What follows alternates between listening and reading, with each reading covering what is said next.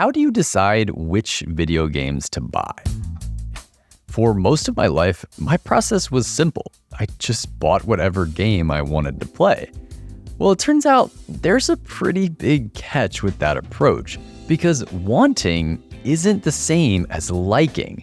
Behavioral science shows us that wanting is just a craving. It's an impulse. But liking is what brings us real satisfaction. As I'm sure you've experienced, wanting a game doesn't guarantee you're gonna like it when you get it. When we let impulse into the driver's seat, we set ourselves up for regret. So instead of handing over the wheel to our inner lizard, we need to engage the evolved part of our brain, the prefrontal cortex. This is what Daniel Kahneman refers to as thinking slow. It's careful, deliberate analysis that helps us avoid impulse and make smarter decisions. In this video, I'm going to share my own 3-step framework for making game purchases without regret. It's a simple but effective process that leverages many of the key principles from Kahneman's legendary Thinking Fast and Slow. By following this framework, you'll get a fact-based purchase decision that is free from uninvited impulse every single time. And those of you who already own plenty of games but struggle to decide which one to play next, you'll want to stick around as well, because later in the video, I'm going to explain how this same framework can help you with backlog paralysis. You might be wondering, why on earth would I need a framework to help me buy video games? And I want to be perfectly clear here. I don't think everyone needs this. If you've got a good track record with your game purchases, you're probably doing fine. This video is primarily for 2 types of players: those who already know they struggle with buying the right games, and those who are just interested in improving their success rate, which I think a lot of us are. Games are different from most other things we buy. They are uniquely unpredictable when it comes to the question of value. Take Minecraft, for example. I had a friend who played 2 hours of that game and decided it just wasn't for him. I also have a friend who got so deep into Minecraft that he's closing in on 100 real-life days in the game. They both paid the same $20, but their experiences couldn't be more different.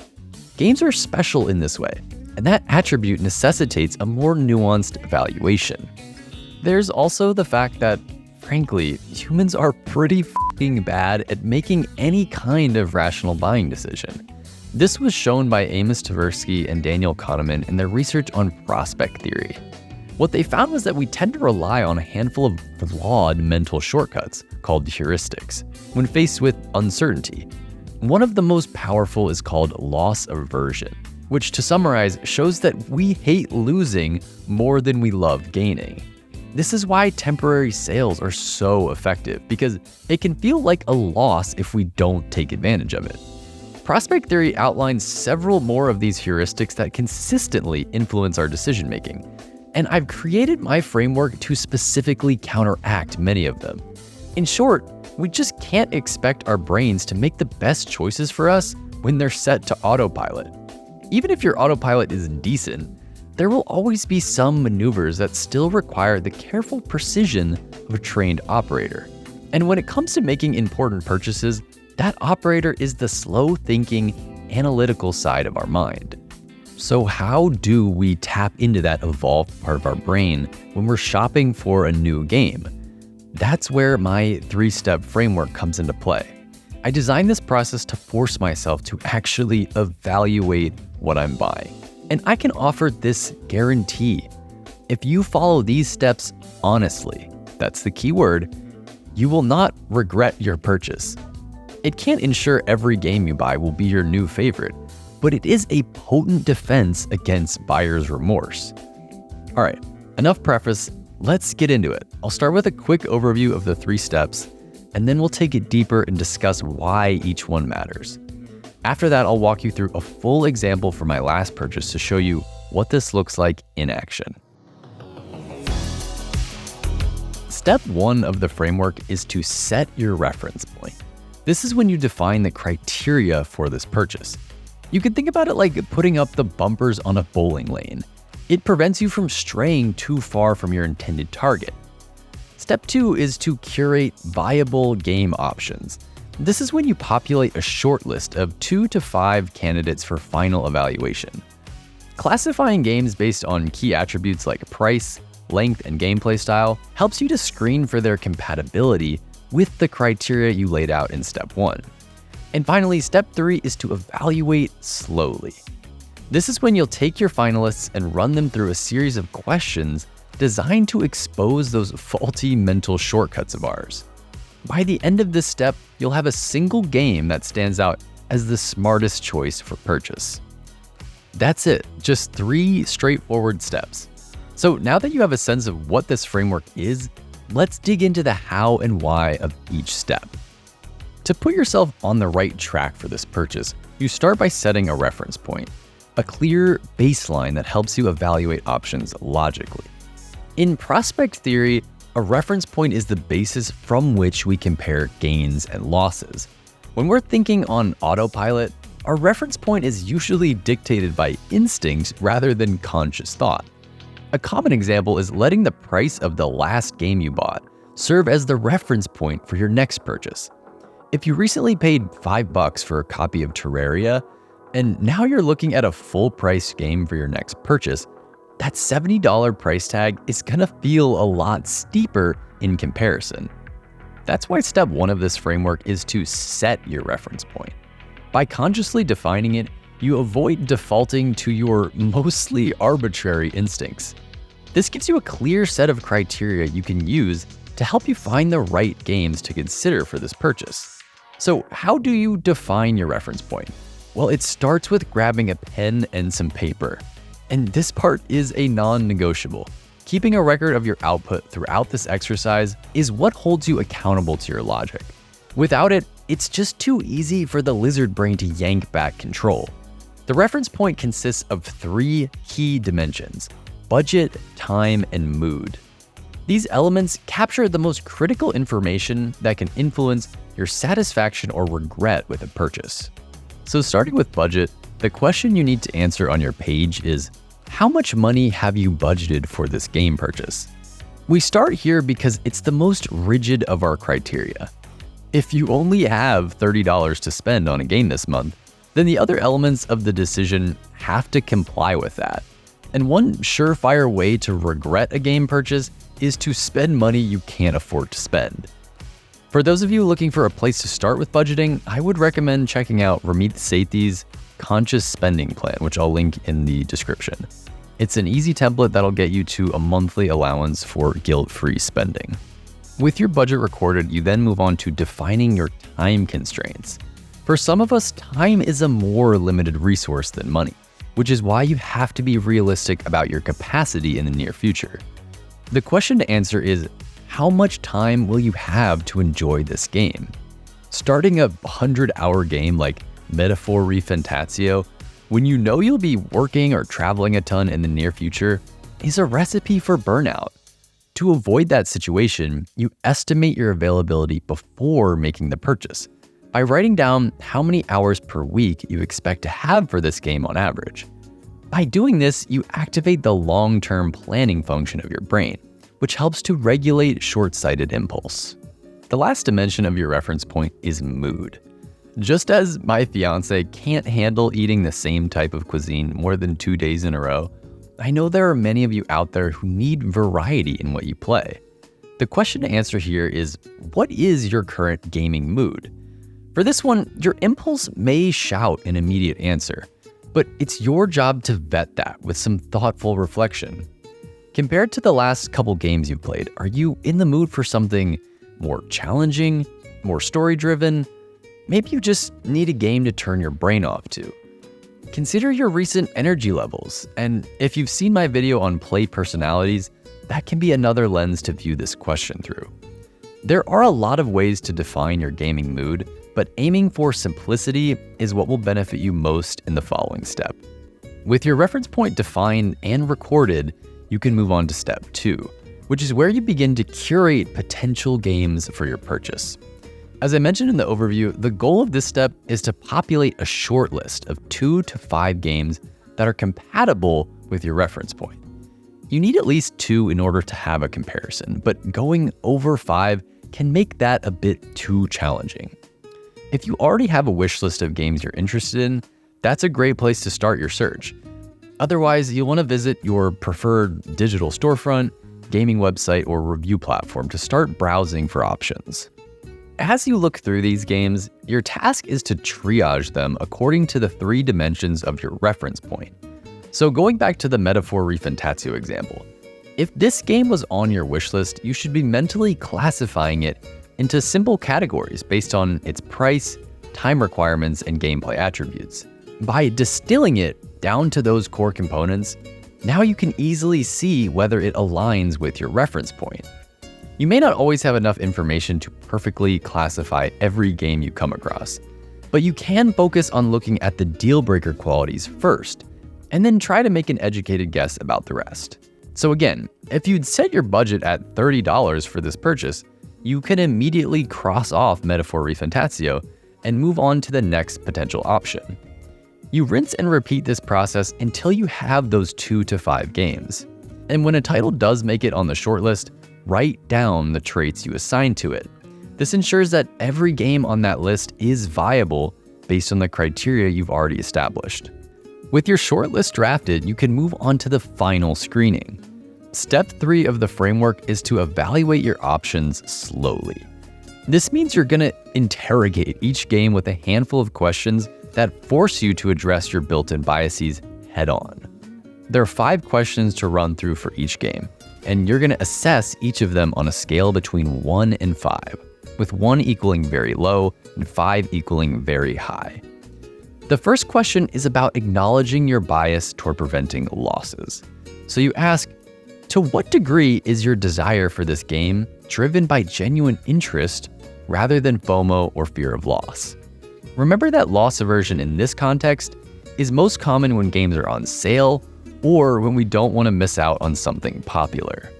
The next question helps you de-anchor on the price of the game. Even if it's within budget, price can still have an outsized influence on your decision. So you ask this question to minimize that risk. If price wasn't a factor, how high would your interest level be in this game? Thinking about it this way can reduce your tendency to favor games just because they're cheaper. Question 3 contends with the world of opportunity outside of video games. Anything you spend resources on also has an opportunity cost, which is equal to the value of whatever you're giving up by choosing one thing over another. Instead of buying Black Ops 6, I could spend that $70 on painting supplies and dedicate the time I would have spent on it to learning a new skill. So in order to account for those other opportunities, you ask, how much value do you expect to get from this game versus other ways you can spend your time and money? Number 4 is all about reconciling our hopes for a game with its actual potential to delight us. It's easy to fall into the hype trap for video games, where you imagine your own experience being much more enjoyable than what's likely to happen in reality. To protect against this, you ask, how much potential does this game have to fully meet your expectations and deliver 100% satisfaction? Games that have cool trailers and graphics may inflate your expectations, but if reviews are mediocre, then you need to temper those expectations and come back down to earth.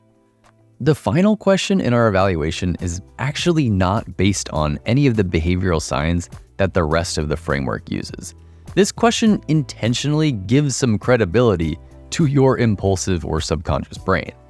Until this point, you've diverted most of the decision-making to your analytical systems, which was the goal. But the reality is, your lizard brain is a part of you, and it'll be there when you're actually playing the game you buy. So I figured it would be worth giving it some input on the matter. To do that, you ask, ignoring everything else, what is your current excitement level for this game? With those 5 questions answered, you can now tally up the totals to see which option has come out on top. Draw a big circle around the game with the highest score. This represents the choice with the greatest potential utility based on your criteria. Knowing that, you can free yourself of any future regret for this purchase. Unless you were dishonest during your evaluation, you're making the best possible decision with the information available to you. Even if you end up not loving the game, you can move on to something else with no friction or guilt because you stayed true to the process. All right, I know that was a lot to cover, so to demonstrate how this actually works in practice, I'm going to quickly walk through an example of when I used this framework to make my most recent game purchase. I started out in step 1 by defining my reference point. For budget and time, I was comfortable spending up to $75, and I had estimated that I'd have about 10 hours per week to play a game over the next month. To figure out my gaming mood, I looked at the last 2 games I'd been playing, which was a bunch of Monster Hunter Rise after I got hyped for the upcoming game, and also this tactical strategy game called Shogun Showdown, which, by the way, is really slick. So with Monster Hunter scratching my competitive itch and Shogun Showdown requiring a good amount of focus, I was really in the mood for something simple, satisfying, and preferably flashy. With my reference point defined, I started browsing my wish list for viable options. My first move was to filter out categories that I knew weren't going to be compatible. So indies, long RPGs, strategy games, and anything more than a few years old all got the axe. Out of the remaining games, I used resources like review scores and length estimates to help me pick finalists. My shortlist featured these 3 games, which all met the criteria I had defined in step 1. So that meant I was ready to proceed to the final evaluation. I won't go through my full scoring for each of these, but I want to briefly explain a few of my answers for the game that earned the highest score, and that was Space Marine 2. For question 1, I did dock a point because I felt a slight FOMO related to the co-op PvE mode. On number 2, this earned a full 5 because not thinking about that $70 price tag made it even more appealing. And for the third question, I gave it a 4 because I expected to get value primarily in the form of excitement and spectacle, which could be considered a bit less beneficial than other sources of value. With a total score of 22 out of 25, Space Marine 2 beat out the other options in this evaluation.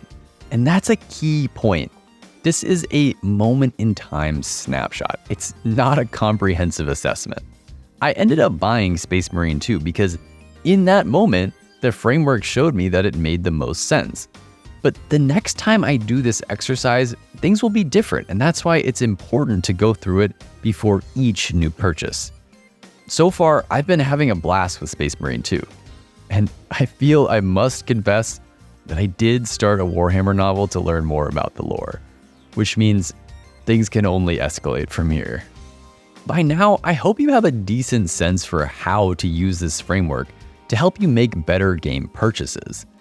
But what if you already own a bunch of unplayed games? Or you subscribe to a service like Xbox Game Pass? Luckily, this framework is not limited to purchases. It can also help you decide what game to play next from your backlog. To use it in this way, all you have to do is skip over the price-related components in each step.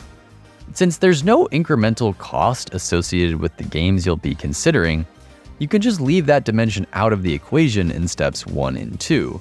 And in step 3, just skip over the second question, which asks about your interest level if price wasn't a factor. In this case, price isn't a factor, so every game should already be on the same level of comparison. Otherwise, you can follow the exact same process that you would for a purchase, and you'll end up with a single game from your backlog that represents your best option in that moment. Game purchases can be tricky. There is a lot of excitement and impulse involved, which makes it easy to get swept up in the moment. But by using this framework, you've got a tool that turns an emotional decision into a clear and rational one. It's about slowing down, setting your own criteria, and thinking through each option with intention. Gaming is a personal experience. What works for me may not work for you. And that's why this framework is adaptable. It's meant to serve your needs, moods, and circumstances at any given time. Ultimately, this is about making better decisions so you can focus on what matters most, enjoying the games you play. So the next time you're in the market for a new game, give this framework a shot and see how it changes your approach. The full PDF one-pager can be downloaded using the link in the description. It's 100% free, although I would happily accept likes and subscriptions as payment. Fair deal? If you do give it a try, please let me know how it goes in the comments. As always, thank you for watching, and I'll see you guys in the next one.